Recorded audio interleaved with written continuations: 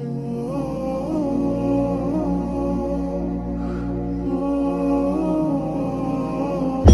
up to reality. اے پیغمبر صلی اللہ علیہ وآلہ وسلم، اپنی بیویوں اور بیٹیوں اور مسلمانوں کی عورتوں سے کہہ دو کہ باہر نکلا کریں تو اپنے چہروں پر چادر لٹکا کر گھونگھٹ نکال لیا کریں۔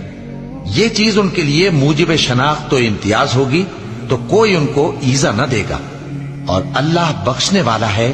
مہربان ہے۔ دین پر اپنے باپ دادا سے پردہ نہ کرنے میں کچھ گناہ نہیں، اور نہ اپنے بیٹوں سے، اور نہ اپنے بھائیوں سے، اور نہ اپنے بھتیجوں سے، اور نہ اپنے بھانجوں سے، نہ اپنی سی خواتین سے، اور نہ اپنے باندی غلاموں سے۔ اور اے خواتین، اللہ سے ڈرتی رہو، بے شک اللہ ہر چیز سے واقف ہے۔ اگر تم پرہیزگار رہنا چاہتی ہو تو کسی اجنبی شخص سے نرم لہجے میں بات نہ کرو، تاکہ وہ شخص جس کے دل میں کسی طرح کا روگ ہے کوئی امید نہ پیدا کر لے، اور دستور کے مطابق بات کیا کرو، اور اپنے گھروں میں ٹھہری رہو، اور جس طرح پہلے جاہلیت کے دنوں میں زیب و زینت کی نمائش کی جاتی تھی اس طرح اظہار زینت نہ کرو، اور نماز پڑھتی رہو اور زکوٰۃ دیتی رہو، اور اللہ اور اس کے رسول کی فرما برداری کرتی رہو۔